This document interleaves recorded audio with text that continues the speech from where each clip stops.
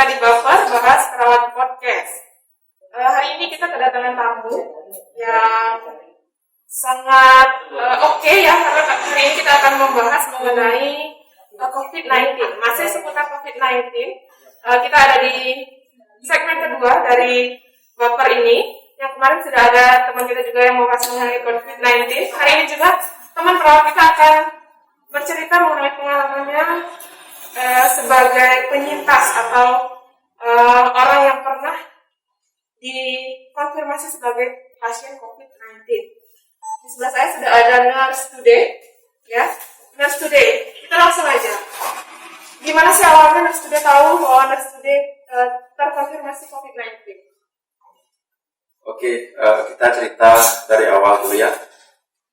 Waktu itu saya kena positif COVID itu bulan Juni.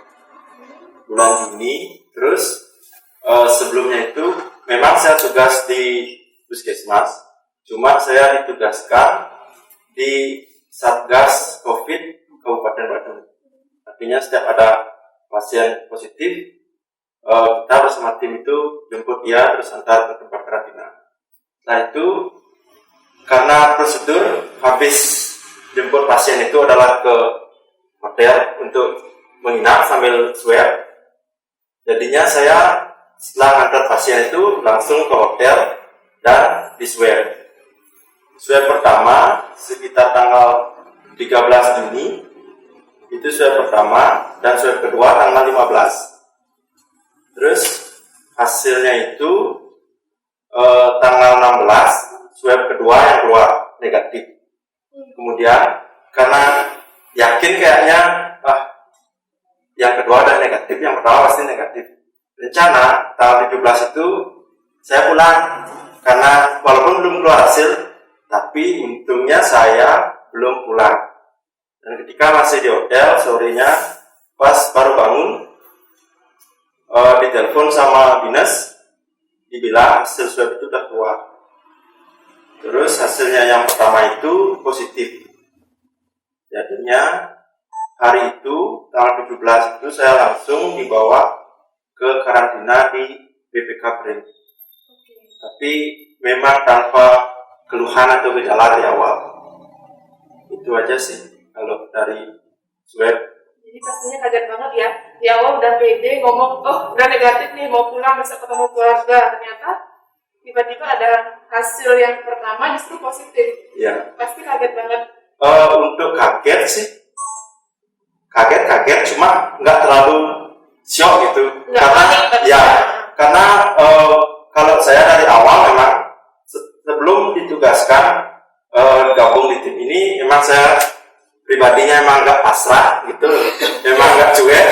Oh ya udah, sampai mungkin saya salah satu pasien positif COVID yang dihubungi itu paling tenang kayaknya, karena saya bisa balik tanya lagi hasil saya gimana, positif, oh ya positif, oh ya nggak apa-apa, ya, oke.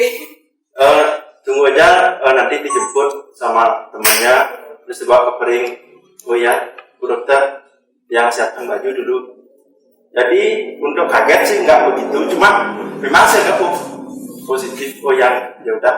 Jadi kalau bisa disimpulkan artinya karena sudah merawat pasien dengan COVID, udah terima aja gitu loh. Ya. Mau positif mau negatif ya udah, memang risiko kerja saya. Itu berarti ya kesimpulannya. Risiko pekerjaan. Oke.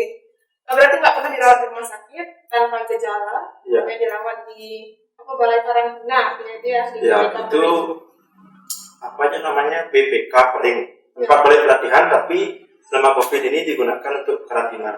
Oke. Berapa lama sih nunggu dari hasil pertama kan 13 Juni positif sampai dinyatakan negatif, itu berapa lama dirawat di sana atau tinggal di BPK Pring? Di sana saya ke tanggal 17, tanggal 20 itu udah pulang. Okay. Karena sistem di sana itu, karena swab kedua saya udah negatif, jadinya di sana swab lagi sekali tanggal 18, tanggal 20 itu udah keluar negatif. Jadinya saya pulang dan lanjut karantina selama 14 hari di rumah. Lumayan ya, Ya. nggak terlalu lama tapi ya daripada pasien-pasien COVID yang lain kira-kira ada yang sebulan, 2 bulan. Ini kondisinya cuman seminggu kalau saya itu ya 13 sampai 20 seminggu berarti ya prosesnya yang lumayan cepat. Oke, selama di balai karantina apa yang dirasakan? Bagaimana sistem perawatan di situ? Apa yang dilakukan sehari-hari? Apa yang dirasakan selama di balai karantina? Kalau di balai karantina itu, kalau di sana karena memang semua yang saya ajak itu bukan hanya nakes, tapi juga dari ibu rumah tangga, PMI juga ada di sana. Cuma kita sama yang memang tanpa keluhan. Jadinya di sana karantinanya itu ya kayak liburan. Karena saya memang menganggap di sana ya anggap aja liburan. Mungkin Tuhan ngasih saya libur karena sudah bekerja selama ini capek, kita dikasih liburan. Artinya di sana kita mau olahraga bisa. Cuma yang penting itu tadi jaga jarak, pakai masker. Kalau di sana saya selama 3 hari 4 hari itu 24 jam saya pakai masker. Cuma mandi aja nggak pakai masker. Ya mandi aja. Artinya tidur juga pakai masker. Tidur pakai masker. Karena di sana berapa orang satu kamar? Satu kamar di sana 2. Tapi ada sih yang 1. Cuma kalau yang 1 itu dia masih positif. Hasilnya terakhir. Karena kebetulan hasil terakhir saya negatif dan ada itu PMI dari Karangasem. Dia juga negatif. Jadinya kita digabungin. Oke. Selanjutnya ada nggak sih rasa beban? Ya, beban ke masyarakat, beban ke keluarga setelah dinyatakan tahu positif gitu, ada nggak sih? Kalau beban pasti. Memang sih kalau saya jujur stres saya enggak untuk diri sendiri itu, tapi saya beban untuk memikirkan orang lain, terutama keluarga dan lingkungan saya. Karena memang sih saya nggak pernah pulang.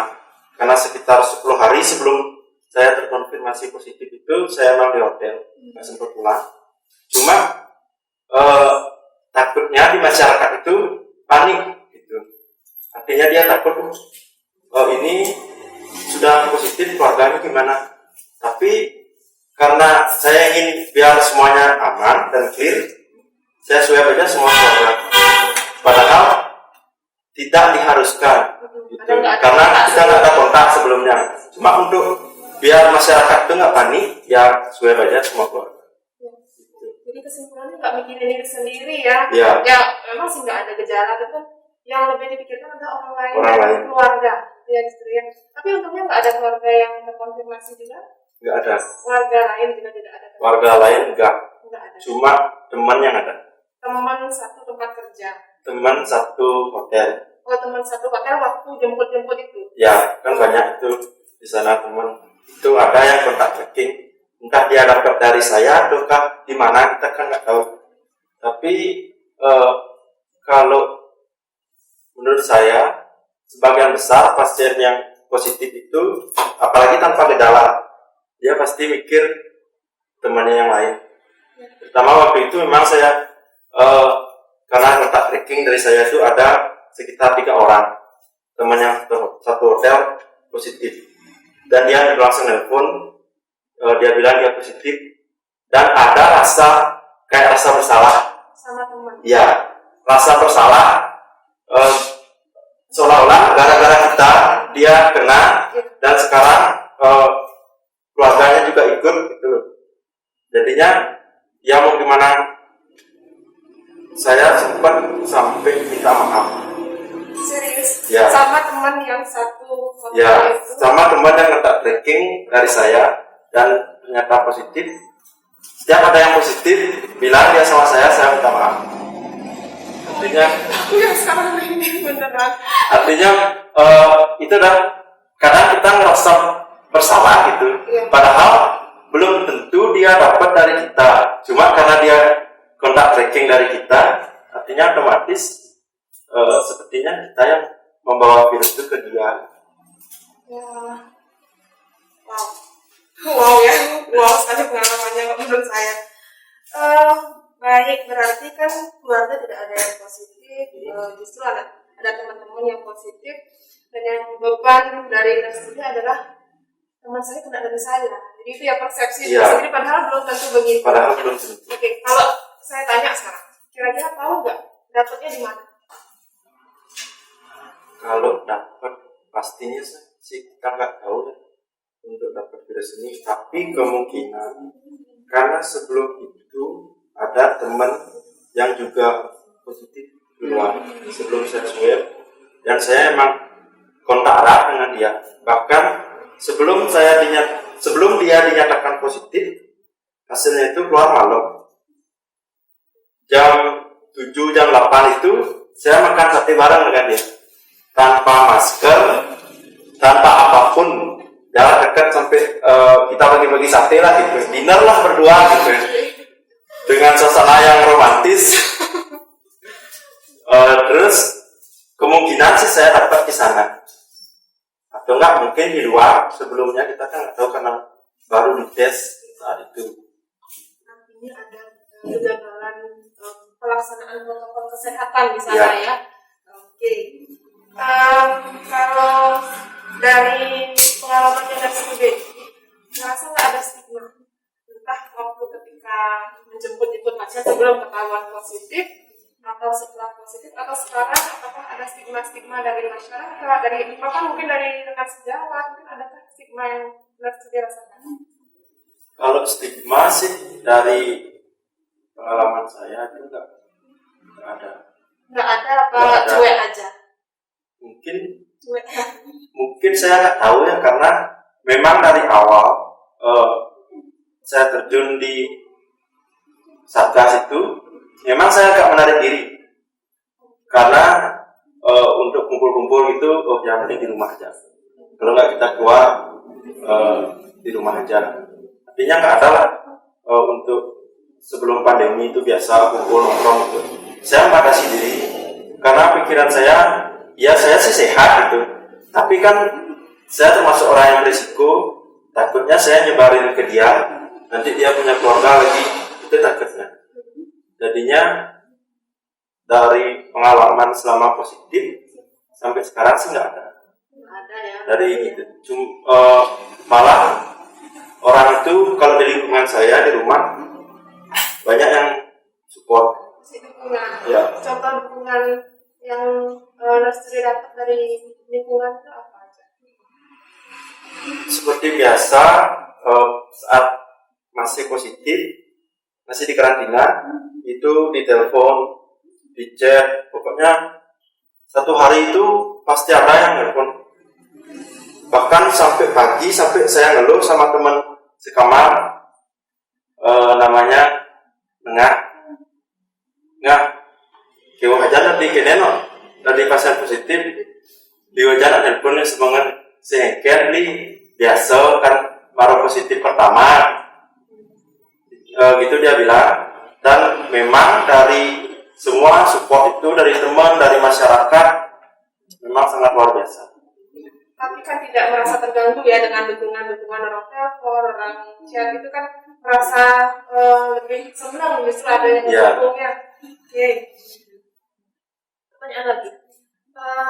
Selain warga-warga yang teleponin, chat seperti itu, ada nggak sih support system yang maksudnya benar-benar, aduh, buat dia saya harus berjuang sembuh gitu? Ada nggak sih? Kalau itu sih,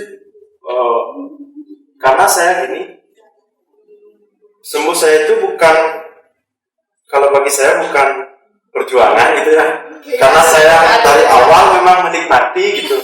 Artinya kita, saya positif, ya udah, nanti yang penting prinsip saya saat itu, yang penting saya tidak ada keluhan, itu aja satu. Kalaupun hasil saya positif, itu cuma masalah hasil, itu cuma hasil lah, nanti juga akan negatif. Dan di tempat saya karantina itu pun juga banyak yang kayak gitu. Artinya tipsnya Nursery adalah enjoy aja sama kondisinya saat itu, ikutin aja protokol yang dilakukan di situ. Ya, Jadi saya juga agak tercengang ya. Santai sekali dengan Pokoknya teman-teman juga bilang kayak gitu. Saya orang yang paling santai menghadapi COVID ini. Intinya nggak terlalu beban gitu. Memang sih karena kita bebannya cuma mikirin orang lain, sama keluarga. Tapi keluarga sudah aman, ya sudah. Kita hanya menikmati diri sendiri aja di karantina. Gitu. Artinya keluarga juga di tracing ya? Keluarga di tracing. Ya, ada nggak tips dan trik lain selain enjoy itu diikutin aja gitu? Maksudnya ada nggak sih kayak yang sebelumnya kan pembicara kita sebelumnya dia bilang ada terapi diri sendiri, terapi pikiran, kayak gitu. Kalau yang Nurse Today alami ada nggak? Kalau saya untuk terapi sih nggak ada, cuma manajemen stres. Karena banyak kayak ada kok teman-teman yang setelah saya positif, mereka positif juga dari tenaga kesehatan juga minta saran apa sebaiknya biar cepat sembuh dari COVID. Dan akhirnya jadi konsulen setelah positif ya? Konsul dong, aku positif nih, gimana caranya? Gitu ya? Lumayan sih. Ada yang baru-baru positif itu kadang teleponnya dia gimana kiat-kiatnya biar cepat negatif. Tapi saya balikin aja, yang penting ada keluhan apa enggak? Oh enggak ada, ya udah manajemen stres aja.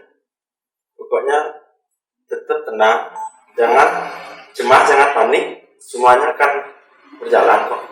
Itu cuma hasil gitu. Yang penting intinya nggak ada keluhan, itu aja. Artinya kita bikin mindset bahwa kita ini baik-baik saja. Iya. Tunggu hasilnya negatif, ikutin segala prosedurnya akan negatif pada waktunya. Iya. Gitu ya. Semua akan negatif. Kalau yang positif semua akan negatif pada waktunya. Kalau yang belum semua akan positif pada waktunya. Semoga enggak ya. Oke. Banyak kita udah bahas ya. Ada nggak sih pesan buat masyarakat yang saat ini menjunjung mengenai COVID ya, ada yang bilang A, ada yang bilang B, ada yang bilang C sebagai penyintas ya, mantan pasien COVID gitu kalau bisa saya bilang ya.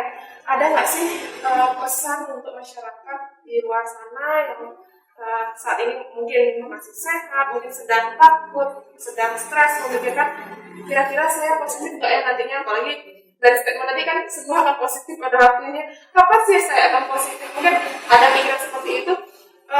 Dan sudah ada nggak pesan buat masyarakat apa yang harus dilakukan? Misalnya kemana, bagaimana, dan apa yang harus dilakukan ketika kita bergaul, apalagi di era yang sudah adaptasi kebiasaan baru ini. Kalau dari saya, memang sih sekarang itu banyak yang bilang COVID ini segala macam, termasuk ada yang mengemukakan teori konspirasi lah, atau segala macam. Tapi menurut saya COVID ini masih kontroversi karena masih banyak perdebatan gitu loh. Artinya kita sebagai masyarakat mau nggak mau sekarang udah era new normal, artinya kita harus hadapi, mau nggak mau kita harus berdampingan dengan COVID ini karena kita nggak tahu kapan ini akan selesai. Sama kayak kalau dulu kan himbauan pemerintah untuk memutus mata rantai diam di rumah, sekarang sudah bisa keluar dengan new normal ini. Kalau bagi saya, janganlah kita terlalu jauh untuk membahas memutus mata rantai seperti itu, karena pada saat ini kita aja belum tahu rantainya itu sudah sampai mana, kan gitu. Jadinya zona hijau itu belum tentu tidak ada kasus, tapi mungkin aja belum terdeteksi. Ya, itu dah artinya mau nggak mau ya kita harus berdampingan kayak gini. Artinya berdamai. Ya berdamai kalau dia mau. Kalau kita sih, ya kalau dia nggak mau, yang penting kita kuat, kita tetap sehat, itu aja. Kalau untuk masyarakat, tetap ikuti protokol kesehatan sesuai himbauan. Artinya kalau pakai masker di tempat umum itu yang harus kita lakukan. Kalau boleh jujur, saya ini orang yang paling memang dari dulu, walaupun saya tenaga kesehatan, memang dari dulu saya memang nggak terlalu suka pakai masker. Ini benar. Bahkan kerja pun saya jarang. Apalagi kalau sebelum pandemi kan biasa orang-orang itu di jalan pakai masker. Itu saya memang nggak pernah, karena nggak terlalu suka gitu. Tapi setelah positif COVID ini memberikan saya kembali ke jalan yang benar. Artinya bukan untuk saya sih. Kalaupun saya tertular gitu, saya nggak apa-apa. Tapi saya takut saya yang menularkan. Itu yang lebih beban bagi saya. Itu makanya sekarang kalau keluar pun ya harus pakai masker. Gitu. Yang pakai masker, cuci tangan, jaga jarak, itu aja sudah. Ini kok sudah bisa tuh untuk menyelamatkan diri sendiri dulu. Yang penting masyarakat itu paham, artinya dari masyarakat itu bisa mensupport semua elemen dari pemerintah juga. Sama kayak himbauan ataupun berita, jangan terlalu termakan berita yang sumbernya nggak jelas. Artinya itu yang biasanya yang saya sering lihat di sosial media kan seperti itu. Karena ada bapak-bapak mungkin yang baru punya sosial media gitu, artinya dia ini share. Akhirnya jadilah pemahaman yang tidak benar. Tapi kembali dari saya itu, kalau untuk masyarakat untuk menyikapi, sama seperti saya mantan pasien COVID, artinya pasien COVID itu bukan butuh obat atau apapun, cuma dari masyarakat, dari orang lain itu yang sangat membantu dia untuk bisa sembuh. Artinya walaupun kita pakai masker, itu tidak melarang kita untuk saling menyapa. Walaupun kita menjaga jarak, bukan berarti kita harus saling mengucilkan. Itu artinya masyarakat itu, dia positif, apa yang kita bisa bantu, itu yang kita bantu. Karena saat ini kan memang saat yang tepat untuk membantu, bukan menggerutu, saat yang tepat untuk berkolaborasi, bukan berkompetisi. Itu untuk masyarakat semua, biar kita bisa menjalani hidup dengan COVID ini dengan ending yang bahagia. Oke, quotes-nya buat masyarakat ya, saling bantu bukan menggerutu, saling berkolaborasi, jangan berkompetisi. Nah, quotes yang oke sekali ya. Nah, sekarang ini kan kita masih nih sebagai perawat, nurse juga sebagai perawat yang masih kerja sekarang lagi ya, sudah kerja lagi ya, sudah aktif lagi. Nah, sebagai perawat, apa pesan nurse today untuk teman-teman nurse yang lain dan teman-teman tenaga kesehatan yang lain yang sekarang sedang berjuang untuk merawat pasien COVID dan berjuang untuk keselamatan masyarakat lain? Dari saya, pertama saya mengucapkan terima kasih banyak kepada seluruh tenaga yang sudah berjuang, walaupun bukan hanya tenaga kesehatan, seperti kalau di rumah sakit kan ada dokter, perawat, segala macam, sampai cleaning service. Dia sudah bersama-sama berjuang, dan juga Satgas, gotong royong yang sudah ikut berpartisipasi untuk mengamankan wilayahnya masing-masing. Itu saya sangat berterima kasih luar biasa, dan juga masyarakat seluruhnya, karena sudah ikut juga mengurangi, artinya sekian bulan yang lalu ini, artinya maulah kita untuk diam di rumah dan mengurangi kegiatan di luar. Itu yang saya ucapkan terima kasih. Kemudian untuk tenaga kesehatan, semua teman-teman saya, saudara saya, artinya semua pekerjaan itu pasti punya risiko, besar atau kecil. Tapi untuk saat ini mungkin risiko kita dalam bekerja itu sangat besar. Artinya di dalam pandemi ini, cuman saya hanya ingin memberi pesan kepada teman-teman sekalian. Kita nggak tahu ini akan sampai kapan. Artinya kita ada penyakit ini, kita hanya bisa untuk menghadapi. Artinya apa yang kita bisa berikan di rumah sakit, misalkan kita bisa melayani artinya yang sakit. Di luar rumah sakit, misalkan seperti di puskesmas atau tempat yang lain, kita bisa memberikan edukasi untuk masyarakat. Kita bisa hadapi itu bersama-sama. Kalaupun ada teman yang positif, sudah sepatutnya kita untuk saling memberi support. Karena saya pernah dikasih pesan ini sama teman saya, sampai sekarang saya masih ingat. Kita sebagai tenaga kesehatan saat ini memang seperti tentara yang sedang berjuang, kan itu. Seseorang yang sedang berjuang itu memang kalau terluka itu wajar, tapi bangkit itu wajib. Itu artinya kalaupun kita sekarang tenaga kesehatan kena tertular, gak apa-apa, kita istirahat. Habis itu ayo kita bangkit lagi. Yang penting jangan putus asa ataupun patah semangat. Benar-benar menyentuh ya. Oke, Studi. Sekian lama kita sudah ngobrol hari ini.